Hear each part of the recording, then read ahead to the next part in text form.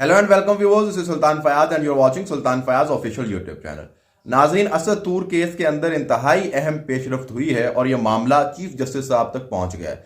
Chief justice साहब जो है उनके हवाले से बहुत ज़्यादा इस मामले के अंदर चहम गोइयाँ हो रही थी। जब असद तूर जो है वो भी अदालत से निकलते थे तो थैंक यू चीफ जस्टिस का नारा लगाते थे। तो ये सारा मामला जो है वो चीफ जस्टिस ऑफ पाकिस्तान की तरफ जा रहा था कि कहीं ये चीफ जस्टिस साहब ने जो है वो ये सब कुछ तो नहीं करवाया, क्या उन्होंने शिकायत की है, क्या उन्होंने इस किस्म की कोई बात की है जिसकी बुनियाद पर जो है वो ये सारे मुकदमात चलाए जा रहे हैं। लेकिन आज चीफ जस्टिस साहब ने इस पर जो है वो खुलकर बात की है और इंतहाई अहम रिमार्क्स दिए हैं जो कि आपके सामने रखेंगे।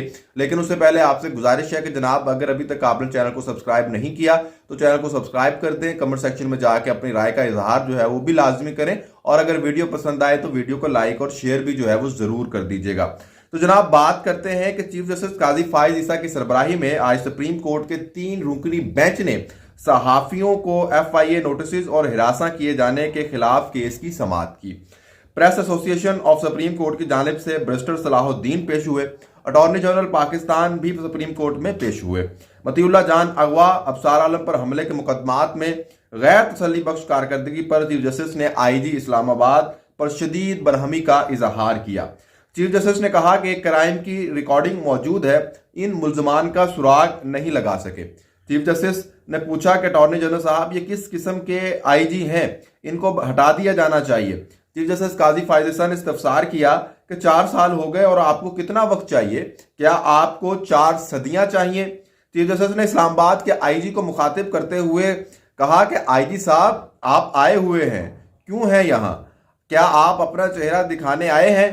किसी सहाफी को गोली मार दी जाती है, किसी को घर में जाकर पिटाई की जाती है। सलाहुद्दीन ने कहा कि असद तूर जेल में है। चीफ जस्टिस ने इस्तफसार किया कि वो क्यों जेल में है। वकील ने बताया कि असद तूर पर हुकूमती अफसरान का वकार मजरू करने का इल्जाम है। चीफ जस्टिस ने कहा कि FIA ने सुप्रीम कोर्ट के जजेस के कंधे पर रखकर बंदूक चलाई।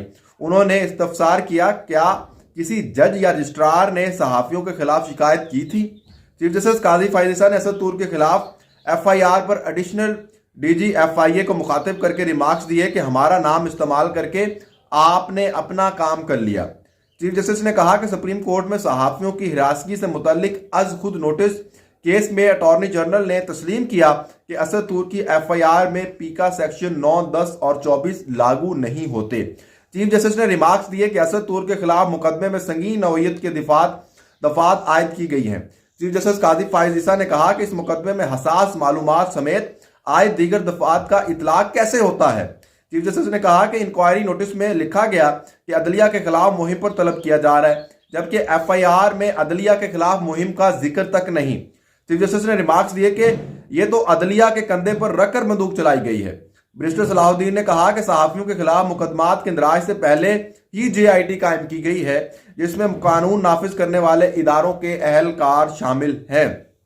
चीफ जस्टिस ने इस्तफसार किया कि ISI का नुमाइंदा JIT में कैसे शामिल हो सकता है। ISI इंटेलिजेंस है, कानून नाफिज करने वाला इदारा नहीं। चीफ जस्टिस ने कहा कि कानून का निफाज ISI का दायरा इख्तियार नहीं, क्यों न FIA को तौहीन अदालत का नोटिस दें। चीफ जस्टिस ने वाज़ेह किया कि सुप्रीम कोर्ट के किसी जज ने FIA को शिकायत की, न रजिस्ट्रार ने। सुप्रीम कोर्ट का नाम इस्तेमाल करके तासुर दिया गया, जैसे अदलिया के कहने पर कार्रवाई हुई। चीफ जस्टिस ने मजीद रिमार्क्स दिए कि इस तरह तो अवाम में अदलिया का इमेज खराब होगा। चीफ जस्टिस ने कहा, FIA के मुतल्लिका अफसर खुद अदलिया की बदनामी का बाइस बन रहे हैं। चीफ जस्टिस ने FIA साइबर क्राइम विंग के एडिशनल DG को मुखातिब करते हुए कहा कि हमने पूछा कि असद तूर पर हमला किसने किया, इसकी रिपोर्ट दो, और आपने असद तूर ही के खिलाफ पर्चा काट दिया। चीफ जस्टिस काजी फाइज ईसा ने मजीद रिमार्क्स दिए कि आपने ये मेहरबानी हम पर क्यों की, हमारा नाम इस्तेमाल करके FIR काट दी। जो दफात असद तूर पर लगाई गई ये लगती ही नहीं, थोड़ी और भी दफात फेंक देते ना मुकदमे में। क्या हम ये हुक्म दें कि FIR इस FIA अहलकार के खिलाफ दर्ज की जाए जिसने हमें बदनाम किया। तो ये है वो बात जिसके हवाले से बहुत दिनों से चहम गोइयां हो रही थी कि चीफ जस्टिस साहब इसके ऊपर जो है वो क्यों नहीं बोल रहे, या चीफ जस्टिस साहब ने इसके ऊपर नोटिस क्यों नहीं लिया।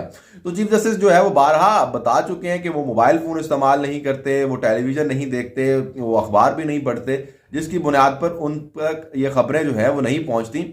बल्कि जब वो कार्रवाई चल रही होती है तो उसी कार्रवाई के दौरान ही उन तक तमाम इंफॉर्मेशन मिलती है केस के हवाले से।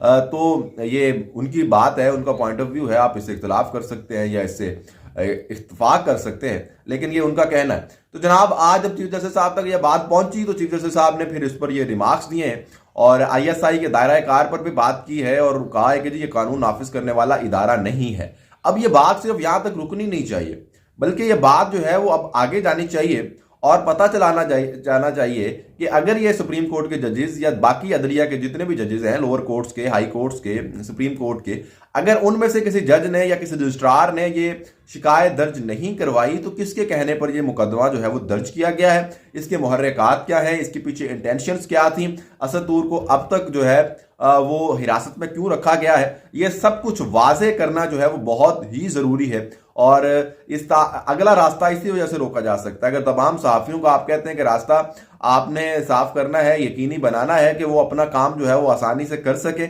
और आज़ादी के साथ कर सके, तो ये जो मुकदमात हैं जो मौजूद हैं, अफसार आलम केस हो, असद तूर केस हो, इमरान रियाज खान केस हो, इन सारे मामलात के अंदर जो भी बाकी जर्नलिस्ट हैं उनके जितने भी केसेस हैं उनके अंदर जो है वो उनकी इंक्वायरी होनी चाहिए और जो इंक्वायरी रिपोर्ट्स हैं वो पब्लिक होनी चाहिए, आवाम के सामने आनी चाहिए। और उस इंक्वायरी के अंदर जो भी मुलजिम है, जो भी इसके खिलाफ किसी भी किस्म का किसी भी कानूनी खिलाफ वर्जी के मुर्तकिब हुए हैं उनके खिलाफ जो है वो सख्त कार्रवाई की जानी चाहिए, ताकि यह पाकिस्तान के अंदर जो गैर कानूनी तौर पर लोगों को अगवा करने का एक रियासती इदारों की जानिब से एक सिलसिला चला आ रहा है, इसको ख़त्म किया जा सके।